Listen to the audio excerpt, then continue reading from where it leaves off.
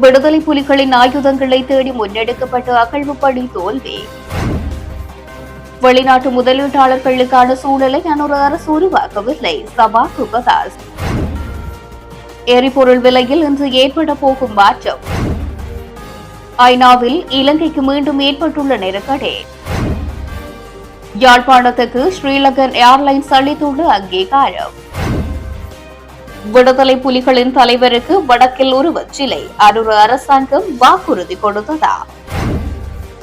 செம்மடியில் புதைக்கப்பட்ட பச்சிளம் குழந்தைகள் பிரான்சில் இருந்து நீதி கோரிக்கை. முன்னாள் ஜனாதிபதிகள் சிறப்பு சலுகைகளை குறைக்கும் வர்த்தமானி வெளியீடு. தமிழ் அரசியல் கைதிகளின் விடுதலை குறித்து நீதி அமைச்சருடன் சந்திப்பு. வழங்கப்பட்ட உறுதிமொழி. இறுதி யுத்தத்தில் மஹிந்தவுக்கு எதிராக ஒபாமா வழங்கிய ராஜதந்திர அழுத்தம். செம்மணி மனித புதைக்குழி 118 மனித எச்சங்கள் மீட்பு. தொடர்பது விரிவான செய்திகள். கிளிநொச்சியில் விடுதலை புலிகளின் ஆயுதங்கள் இருக்கலாம் என சந்தேகித்து மேற்கொள்ளப்பட்ட அகழ்வு பணியில் எவ்வித தடயங்களும் காணப்படாத நிலையில் இடைநிறுத்தப்பட்டுள்ளது. கிளிநொச்சி தர்மபுரம் போலீஸ் பிரிவிற்குட்பட்டு புன்னை நீராவி கிராம அலுவலர் பிரிவில் A35 பிரதான வீதிக்கு அருகே தனியார் காணியொன்றில் விடுதலை புலிகளின் ஆயுதம் இருப்பதாக ரகசிய தகவல் கிடைக்கப்பெற்றுள்ளது. இதற்கமைவாக இன்றைய தினம் கிளிநொச்சி மாவட்ட நீதிமன்ற நீதிவான் இஸ்மாத் எமில் தலைமையில் போலீசார், ராணுவத்தினர், போலீஸ் விசேட அதிரடிப்படையினர், திணைக்களங்களின் உத்தியோகத்தர்கள் முன்னிலையில் அகழ்வு பணி மேற்கொள்ளப்பட்டது. இதன்போது எந்தவித தடயங்களும் கிடைக்காத நிலையில் அகழ்வு பணியை நீதவான் இடைநிறுத்தினர்.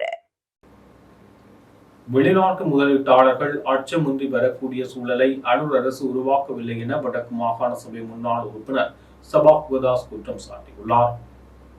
அவர் மேலும் தெரிவிக்கையில், அண்மையில் கொழும்பு ஷங்கர்லா ஹோட்டலில் நடைபெற்ற ஊடக சந்திப்பில் வெளிவிவகார அமைச்சர் விஜித ஹேரத் வெளிநாட்டு முதலீட்டாளர்களை நோக்கி அச்சமின்றி நாட்டுக்குள் வந்து முதலீடு செய்யலாம், எந்த தடையும் இல்லை என்று எல்லோரும் வாருங்கள் என்றும் அறைகூவல் ஒன்றை விடுத்தார்.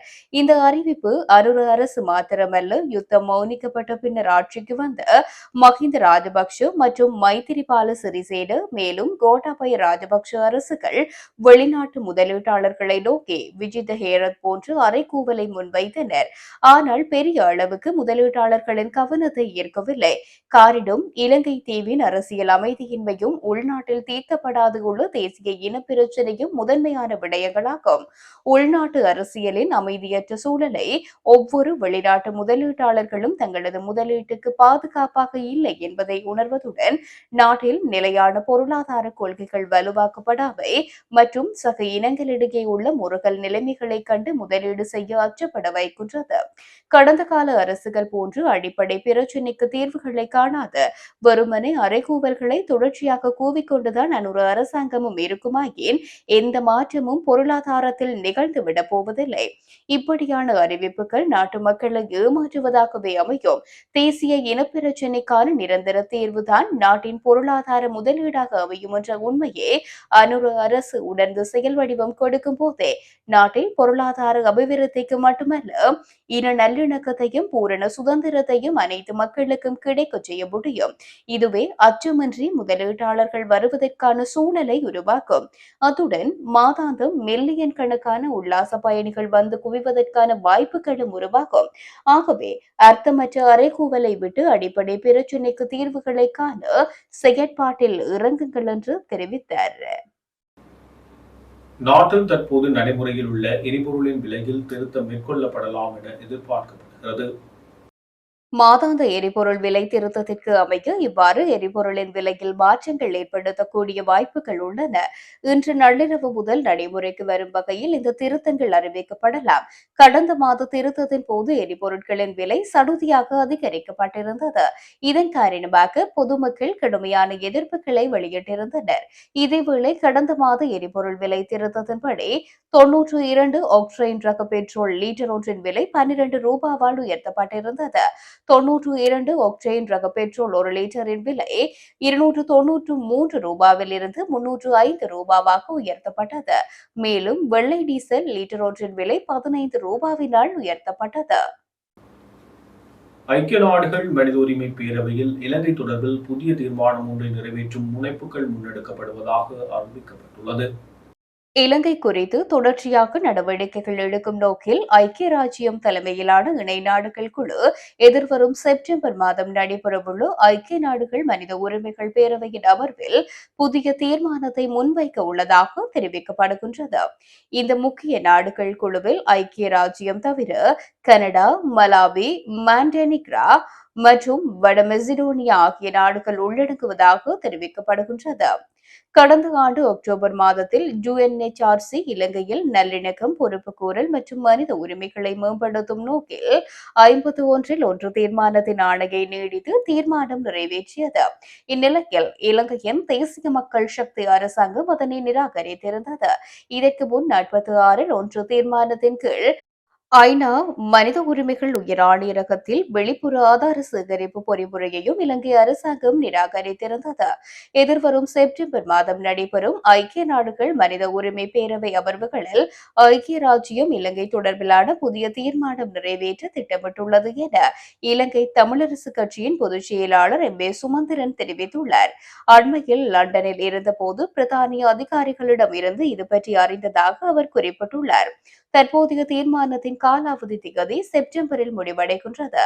இதனைத் தொடர்ந்து மீதமுள்ள நடவடிக்கைகளை மேற்கொள்வதற்காக புதிய தீர்மானம் முன்வைக்கப்படும் என்றும் அவர் தெரிவித்துள்ளார்.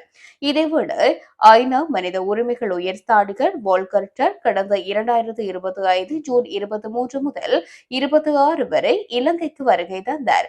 2016க்கு பின் இது ஒரு உயர்ஸ்தானிகரின் முதல் உத்தியோகபூர்வ விஜயமாகும். ஜனாதிபதி அனுரகுமார திசாநாயக்க மற்றும் பிரதமர் ஹரணி அமரசூரியவுடன் டர்க் முக்கிய பேச்சுவார்த்தைகளை நடத்தியிருந்தார். வோல்கர் டர்க் அடுத்த வாரம் இலங்கை தொடர்பான அறிக்கையை சமர்ப்பிக்க உள்ளார். இலங்கை ஜனாதிபதி பதவிக்கு தகுதியானவர் நான் எனவும் சரியான வாய்ப்பு கிடைத்தால் எதிர்கால ஜனாதிபதி தேர்தலில் போட்டியிட தயாராக இருப்பதாக முன்னாள் அமைச்சர் நவீன் திசாநாயக்க தெரிவித்துள்ளார். கொழும்பில் நடைபெற்ற சிறப்பு நிகழ்ச்சியில் உரையாற்றிய நவீன் திசாநாயக்க இந்த கருத்துக்களை தெரிவித்தார். தனக்கு 20 ஆண்டுகளுக்கு மேலான அரசியல் அனுபவம் உள்ளதாகவும் நாடாளுமன்ற உறுப்பினர், அமைச்சர் மற்றும் ஆளுநராக பணியாற்ற தேவையான திறன்கள் மற்றும் அனுபவம் இருப்பதாகவும் அவர் கூறினார். தனது தகுதிக்கு மற்றொரு காரணியாக எந்த மோசடி நடவடிக்கைகளிலும் ஈடுபடவில்லை என்றும் அவர் குறிப்பிட்டிருக்கின்றார். ஜனாதிபதியாகும் கனவுகள் பலருக்கு உள்ளன. கனவை எவ்வாறு நனவாக்குவது என்பது வேறு கதை. 2019ஆம் ஆண்டு ஜனாதிபதி தேர்தலுக்கு பிறகு அனுரகுமாரவுக்கு அத்தகைய கனவு இருந்திருக்க வேண்டும்.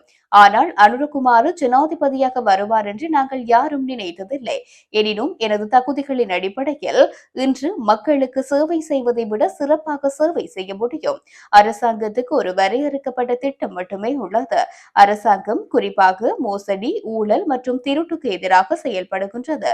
ஆனால் மக்களின் அன்றாட பிரச்சினைகள், குறிப்பாக வாழ்க்கை பிரச்சினை, பொருட்களின் விலை உயர்வு, வேலை பாதுகாப்பு மற்றும் பொருளாதார மேம்பாடு ஆகியவற்றில் அரசாங்கம் எந்த கவனமும் செலுத்துவதில்லை என்று நான் எப்போதும் கூறுவேன். இது ஒரு கட்டத்தில் சிக்கிக் கொள்ளும். ஏனெனில் ஒரு பொருளாதார திட்டம் இல்லாமல் ஒரு நாட்டை முடக்கங்களால் மட்டும் வழிநடத்த முடியாது என்றும் அவர் மேலும் தெரிவித்துள்ளார். ஸ்ரீலங்கன் ஏர்லைன்ஸ் தனது ஏர்பஸ் A320 200 ரக விமானம் ஒன்றுக்கு யாழ்ப்பாண நகரம் என பெயரிடப்பட்டுள்ளது. சமீபத்தில் தெற்காசியாவின் சிறந்த விமான சேவை என அங்கீகாரம் பெற்ற இந்த விமான நிறுவனம் யாழ்ப்பாணத்தின் வளமான பாரம்பரியத்தையும் கலாச்சார முக்கியத்துவத்தையும் மதிக்கும் ஒரு அடையாளபூர்வமான நடவடிக்கையை மேற்கொண்டுள்ளது. பல மேற்கு நாடுகளில் விடுமுறை காலம் நடந்து வருவதனால் ஏராளமான வெளிநாட்டு தமிழ் மக்கள் வரலாற்று சிறப்புமிக்க நல்லூர் திருவிழாவுக்காக ஸ்ரீலங்கன் ஏர்லைன்ஸ் விமானங்களில் இலங்கைக்கும் குறிப்பாக யாழ்ப்பாணத்துக்கும் வருகை தந்த வண்ணம் உள்ளனர். எனினும் பண்டாரநாயக்கு சர்வதேச விமான நிலையத்திற்கும் யாழ்ப்பாணம் சர்வதேச விமான நிலையத்திற்கும் இடையே நேரடி விமானங்கள் இல்லாததால் பயணிகள் தொடர்ந்தும் பயண சிரமங்களை எதிர்கொள்கின்றனர். தற்போது ரத்மலானையில் இருந்து மட்டுமே யாழ்ப்பாணத்துக்கு விமானங்கள் இயக்கப்படுகின்றன.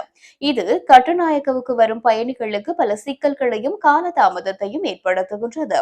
இதன் விளைவாக பல பயணிகள் சென்னைக்கு சென்று அங்கிருந்து இடைத்தங்கல் வழிகள் மூலம் யாழ்ப்பாணத்துக்கு செல்கின்றனர். எனினும் இந்த முறையும் அனுமதி அனுமதிக்கப்படும் பதிவு செய்யப்பட்ட பயண பொதிகளின் எண்ணிக்கையில் உள்ள கட்டுப்பாடுகள் காரணமாக சவால்கள் பலவற்றை ஏற்படுத்துகின்றது. இந்நிலையில் கட்டுநாயக்கவிலிருந்து யாழ்ப்பாணத்துக்கு நேரடி விமானங்கள் அறிமுகப்படுத்தப்பட்டால் அது பயணத்திறனை பெரிதும் மேம்படுத்தும் என்றும் வடக்கிற்கு வரும் பார்வையாளர்களை ஊக்குவிக்கும் என்றும் கருதப்படுகின்றது. ஸ்ரீலங்கன் ஏர்லைன்ஸ் எடுத்த இந்த பெயர் சூட்டும் முடிவு பிராந்திய அங்கீகாரத்தை வலுப்படுத்தவும் தமிழ் சமூகத்தின் கலாச்சார பாரம்பரியத்தை கொண்டாடவும் ஒரு குறிப்பிடத்தக்க நடவடிக்கையாக பார்க்கப்படுகின்றது. வடக்கில் விடுதலை புலிகளின் தலைவர் பிரபாகரனுக்கு உருவ சிலை அமைக்க தேசிய மக்கள் சக்தியின் அரசாங்கம் வாக்குறுதியளித்ததாக புதிய மக்கள் முன்னணியின் தலைவர் சுகிஸ்வர பண்டார தெரிவித்தார். நேற்றைய தினம் இடம்பெற்ற செய்தியாளர் சந்திப்பொன்றின் போது அவர் மேற்கண்டவாறு குறிப்பிட்டுள்ளார். தொடர்ந்தும் தெரிவிக்கையில், வடக்கில் விடுதலை புலிகள் தலைவர் வேலுப்பிள்ளை பிரபாகரனின் உருவச்சிலை மற்றும் வடக்கு மாகாண சபை தேர்தல் ஆகியன வடக்கு மக்கள் மற்றும் புலம்பெயர் தமிழர்களுக்கு தேசிய மக்கள் சக்தி அரசாங்கம் கொடுத்த வாக்குறுதிகள். இந்த வாக்குறுதிகளை நிறைவேற்ற கட்டாயம் மாகாண சபை தேர்தலை நடத்த வேண்டும். எமது எதிர்பார்ப்பும் அதுதான். தேர்தல் நடந்தால் அரசாங்கத்தின் பலம் தெரிய வரும். உள்ளூராட்சி தேர்தலில் அரசாங்கத்தின் பெரும்பான்மை இழக்கப்பட்டது. அவர்களின் 23 லட்சம் வாக்குகள் இல்லாமல் ஆக்கப்பட்டது. ஆகையினால் மாகாண சபை தேர்தலை நடத்தினால் அரசாங்கத்தின் உண்மை நிலவரம் தெரிய வரும் என்றார். அதோடு அரசாங்கம் பிரிவினைவாதம் மற்றும் வாக்குறுதிகள் மீறல், முறையான பொது பாதுகாப்பை வழங்க தவறியுள்ள அரசாங்கத்துக்கு பாடம் புகட்டுவதற்கு தேர்தல் ஒன்றே சரியான வழியாகும் என்றும் குறிப்பிட்டுள்ளார். இலங்கையில் தமிழ் மக்களுக்கு எதிராக போர்க்குற்றங்கள், மனித குலத்துக்கு எதிரான குற்றங்கள் இடம்பெற்றது என்பதை பிரான்ஸ் அரசாங்கம் அங்கீகரிக்க வேண்டும் என பிரான்ஸ் பாராளுமன்ற உறுப்பினர்கள் வேண்டுகோள் விடுத்துள்ளனர். அத்துடன் செம்மணி மனித புதைக்குழிகள் சர்வதேச நீதிமன்றத்தின் முன் சட்ட நடவடிக்கைகளை ஆரம்பிப்பதற்கும் இவற்றிற்கு காரணமானவர்களை பொறுப்பு கூறலுக்கு உட்படுத்துவதற்கும் முக்கியமான வாய்ப்பை வழங்குகின்றதாகவும் அவர்கள் சுட்டிக்காட்டியுள்ளனர். பிரான்சின் எல்எஃப்ஐ மற்றும் என்எஃப்பி கட்சியை சேர்ந்த நாடாளுமன்ற உறுப்பினர்கள் வெளியிட்டுள்ள செய்திக்குறிப்பொன்றில் இவ்வாறு குறிப்பிடப்பட்டுள்ளது. மேலும் அந்த செய்திக்குறிப்பில் தமிழர்களுக்கு எதிரான தசாப்த கால விசாரணைகளை கண்டித்துள்ள பிரான்சின் நாடாளுமன்ற உறுப்பினர்கள் நீதி, உண்மை மற்றும் இழப்பீட்டுக்கான உரிமையை வலியுறுத்தியுள்ளனர். யுத்தத்தின் இறுதி மாதங்களில் இலங்கை அதிகாரிகளால் ஆயிரக்கணக்கான தமிழர்கள் படுகொலை செய்யப்பட்டதாகவும் பல அறிக்கைகள் கொல்லப்பட்டவர்களின் எண்ணிக்கையை 40,000 என குறிப்பிடுவதாகவும் பல்வேறு நிபுணர்களின் கருத்துப்படி இது பெரும்பாலும் குறைத்து மதிப்பிடப்பட்ட எண்ணிக்கையாகும் என்றும் சுட்டிக்காட்டியுள்ளனர். பொதுமக்கள் வசிக்கும் பகுதிகள் மீது கனரக ஆயுத தாக்குதல்களை மேற்கொள்ளுதல், சட்டவிரோத படுகொலைகள், பாலியல் வன்முறைகள், பலவந்தமாக காணாமல் போகச் செய்தல், சித்திரவதை மற்றும் போதிய மருத்துவ உணவு வசதியின்றி தமிழர்களை இடைத்தங்கள் முகாம்களில் அடைத்து வைத்திருத்தல் போன்றவற்றில் இலங்கை அரசாங்கம் ஈடுபட்டது என பல ஆவணங்களை மேற்கோள் காட்டி பிரான்ஸ் நாடாளுமன்ற உறுப்பினர்கள் குறிப்பிட்டுள்ளனர். யாழ்ப்பாணம் செம்மடியில் மனித புதைக்குழிகள் கண்டுபிடிக்கப்பட்டுள்ளதை தமது அறிக்கையில் சுட்டிக்காட்டியுள்ள பிரான்ஸ் நாடாளுமன்ற உறுப்பினர்கள் இலங்கையில் யுத்த குற்றங்கள் இடம்பெற்றவையும் 80 வருடங்களாக தமிழர்கள் தொடர்ந்தும் அங்கு அமைதியாக வாழ முடியாத நிலை காணப்படுவதும் தெளிவாக நிரூபிக்கப்பட்டுள்ளது எனவும் தமிழ் மக்கள் நீதியை கோரி நிற்கின்ற போதும் இதுவரை சுயாதீன விசாரணை எதுவும் இடம்பெறவில்லை என்றும் தெரிவித்துள்ளனர். இலங்கையின் வடக்கு கிழக்கில் சமீபத்தில் கண்டுபிடிக்கப்பட்ட மனித புதைக்குழிகளை தமது செய்திக்குறிப்பில் பட்டியலிட்டுள்ளதுடன் இது இலங்கை அரசாங்கம் நீண்ட காலமாக தண்டனையில் இருந்து விலக்களித்து வருவதை வெளிப்படுத்துகின்றது என்றும் குறிப்பிட்டுள்ளனர். இதன் காரணமாக இலங்கையில் தமிழ் மக்களுக்கு எதிராக போர்க்குற்றங்கள், மனித குலத்திற்கு எதிரான குற்றங்கள் இடம்பெற்றது என்பதை பிரான்ஸ் அரசாங்கம் அங்கீகரிக்க வேண்டும் என வேண்டுகோள் விடுத்துள்ளதுடன் பிரான்ஸ் நம்பகத்தன்மை மிக்க நீதி செயற்பாட்டிற்கு ஆதரவு அளிக்க வேண்டும் என்றும் கேட்டுக் கொண்டுள்ளனர். செம்மடி மனித புதைக்குழிகள் சர்வதேச நீதிமன்றத்தின் முன் சட்ட நடவடிக்கைகளை ஆரம்பிப்பதற்கும் இவற்றிற்கு காரணமானவர்களை பொறுப்பு கூறலுக்கு உட்படுத்துவதற்கும் முக்கியமான வாய்ப்பை வழங்குகின்றது என பிரான்ஸ் நாடாளுமன்ற உறுப்பினர்கள் தெரிவித்துள்ளனர்.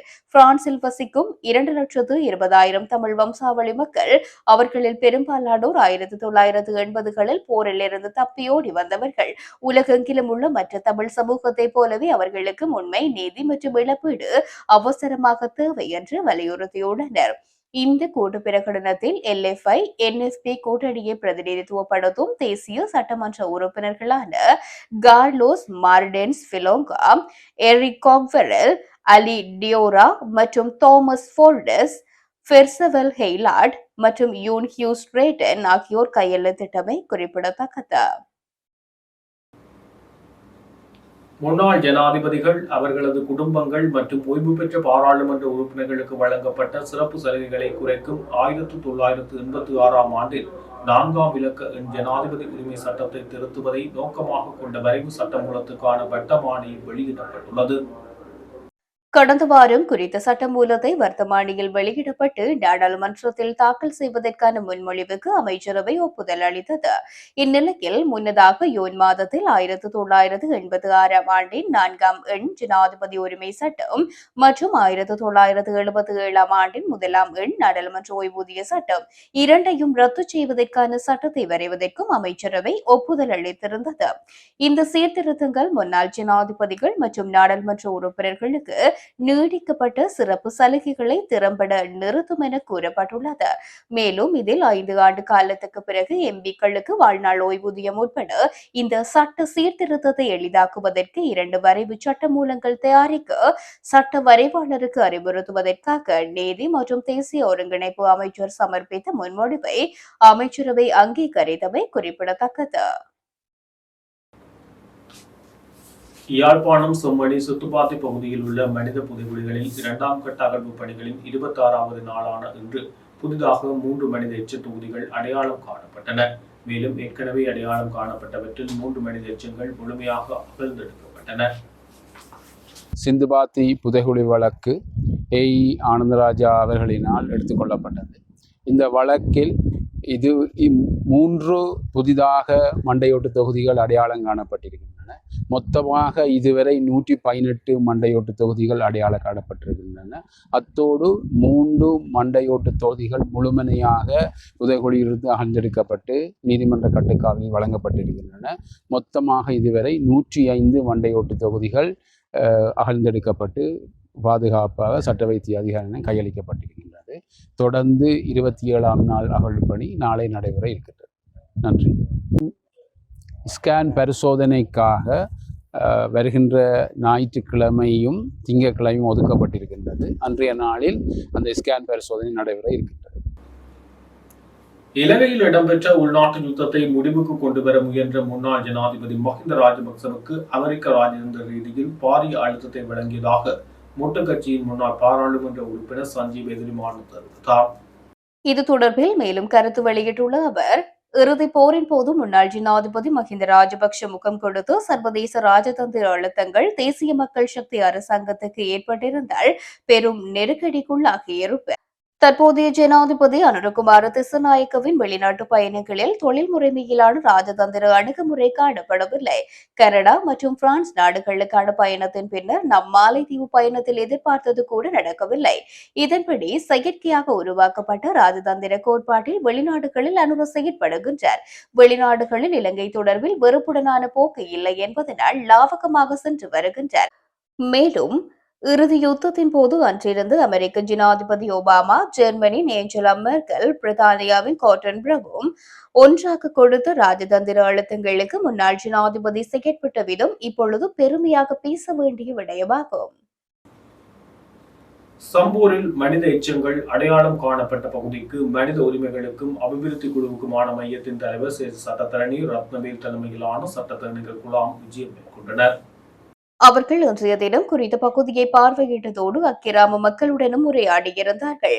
சம்பூர் சிறுவர் பூங்காவை அண்மித்துள்ள கடற்கரையோர பகுதியில் மெக் என்ற மிதிவெடி அகற்றும் நிறுவனம் மிதிவெடி அகற்றுவதற்கான அகழ்வு பணியில் ஈடுபட்டுக் கொண்டிருந்த போது கடந்த 20ஆம் தேதி குறித்த பகுதியில் இருந்து சிதைந்த மனித மண்டையோடு மற்றும் எலும்பு பகுதிகள் கண்டெடுக்கப்பட்டன.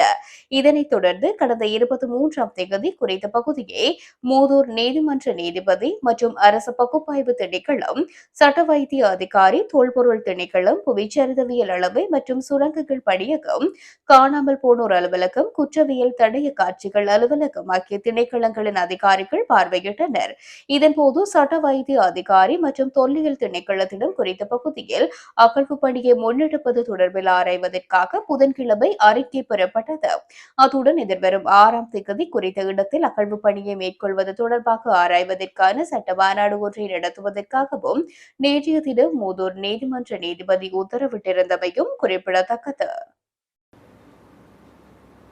இனிய பாரதி தலைமையில் கடத்தப்பட்டு காணாமல் போன 18 வயது மாணவன் பார்த்திபன், முன்னாள் கிழக்கு பல்கலைக்கழக உபவேந்தர் ரவீந்திரநாத், ஊடகவியலாளர் பிரதீப் எக்டோனிகோட ஆகியோர் படுகொலை செய்யப்பட்டு புதைக்கப்பட்டிருப்பதாக சந்தேகிக்கப்படும் திருக்கோவில் போலீஸ் பிரிவில் உள்ள தம்புவில் இந்து மயானத்தில் தோண்டும் நடவடிக்கை இன்று வியாழக்கிழமை சிஐடியினர் அக்கரைப்பற்று நீதவான் நீதிமன்ற நீதவான் முன்னிலையில் முன்னெடுத்தனர்.